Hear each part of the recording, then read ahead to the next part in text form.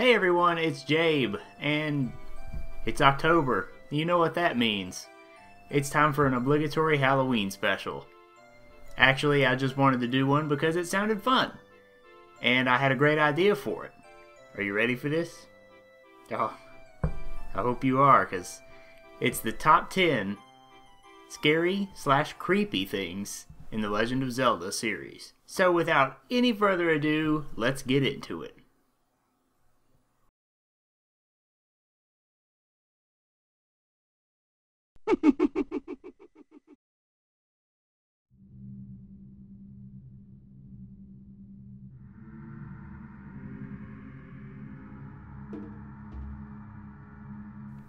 Redeads. They come in at number 10 because they are just so darn obviously scary.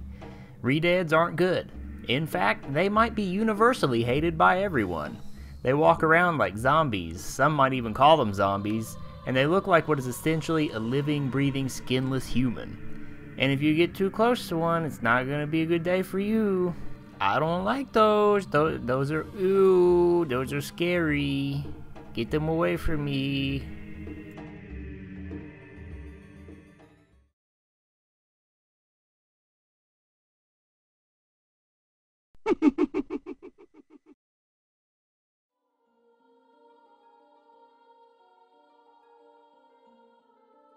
I thought about a lot of things from Twilight Princess, but this one is just so obvious that it had to take the number 9 spot. It's the cutscene that plays directly after you clear the Lakebed Temple. This cutscene might be why Twilight Princess has a T rating. It's really strange either way for a Zelda game, and I don't like it. I don't know about you, Link, but I don't want to live in a world where nobody has pupils.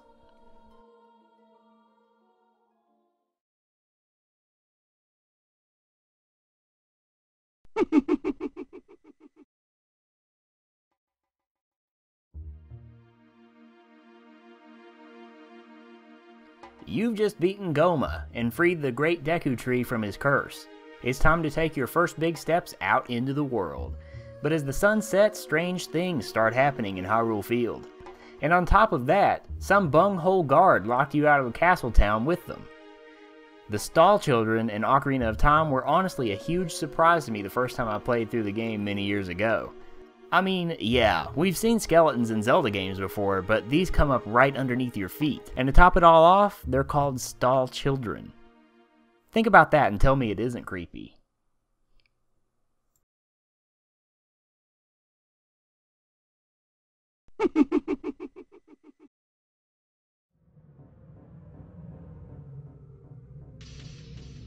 This one's another one from Twilight Princess.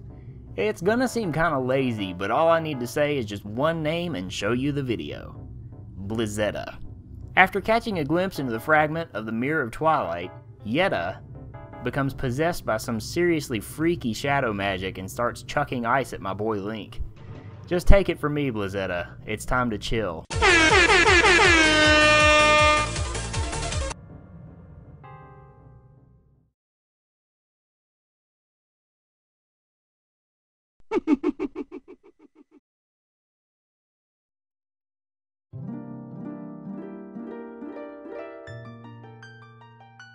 Although the Great Fairies from Ocarina of Time and Majora's Mask were super helpful on both of those journeys, I couldn't help but get a weird vibe from them. Plus, if I was playing and anyone else was in the room, I felt strongly compelled to turn off the TV and button mash until dialogue was done and she went away.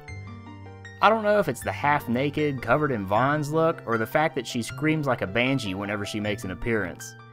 I'll just leave it at saying, I'm glad that they made the Great Fairies a little more presentable in later games.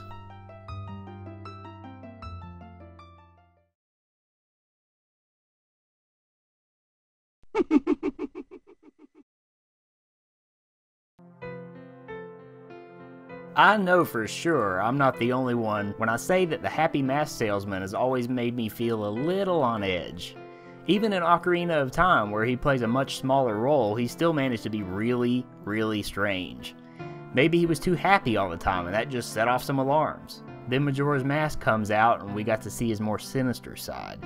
He's carrying a very evil mask, it gets stolen from him, and his singular goal in all of this, even with the world on the brink of destruction, mind you, is to get his most precious mask back from the Skull Kid.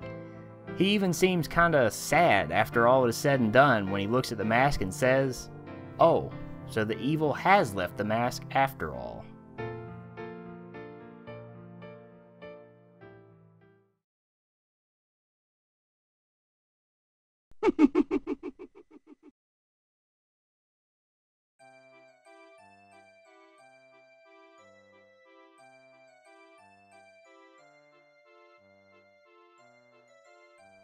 You can't talk about Majora's Mask without mentioning the bone-chilling, simply horrifying, hair-raising music from Icona Canyon.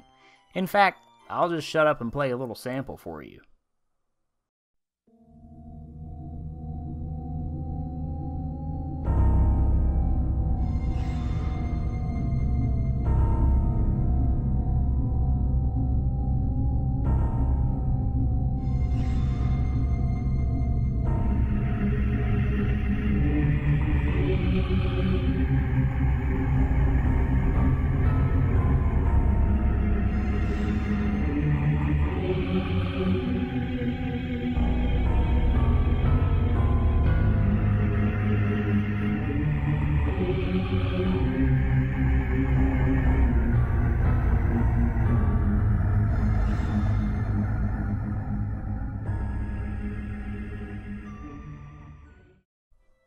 But we can't talk about Icona Canyon without talking about Pamela and her father. It seriously freaked me out whenever he burst out of that locker in the basement of the Music Box house. And then after you play the Song of Healing for him, I gotta go get a tissue.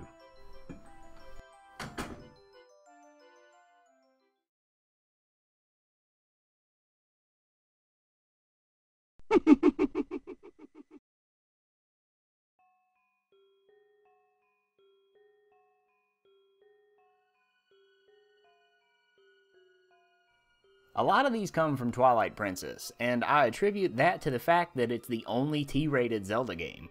But what would this list be if we didn't mention Zant?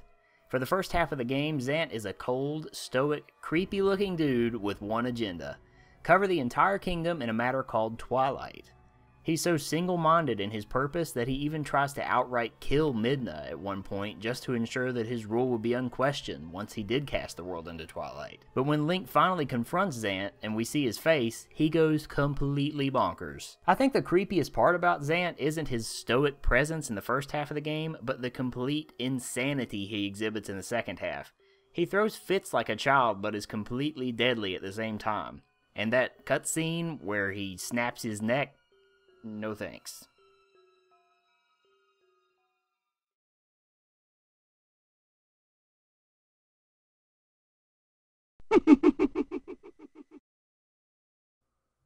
The number 2 spot is reserved for the Dying Soldier in Castletown. If you go into the back alley directly after Ganondorf attacks Hyrule Castle in Ocarina of Time, you will encounter the Dying Soldier. What makes this character really creepy is that he is the only character in the series that Link actually witnesses dying. He speaks his last words to you, and any further interaction beyond that prompts Navi to say, he's not moving anymore.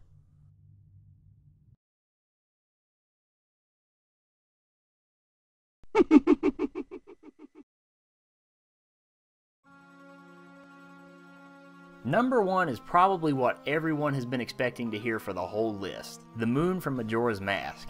In early builds of Majora, it was just a regular moon, but Nintendo decided somewhere along the way that along with the time limit and the constant paranoia, there needed to be a moon hanging just above the world with a dream-shattering, soul-crushing, childhood-ruining face. There wasn't a single kid who popped this game in one fine day and didn't have nightmares for a week afterwards.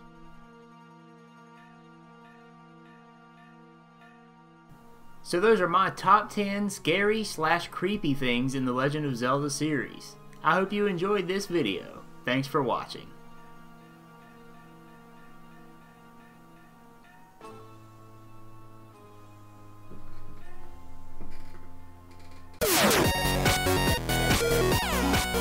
Hey guys, thanks again for watching this video. I had a blast putting it together, so I really hope you enjoyed it as much as I did. If you haven't already, please be sure to hit that subscribe button so you can get new videos from me as they come out. And if you really like this video, go ahead and hit the like button. Don't forget to follow me on Facebook and Twitter, and also check out some other videos that I have done. I think I'm going to throw up a link to my Luigi's Mansion Let's Play right here. So you can just click on that, it'll be really easy for you. Thanks again for watching, and I'll see you guys next time.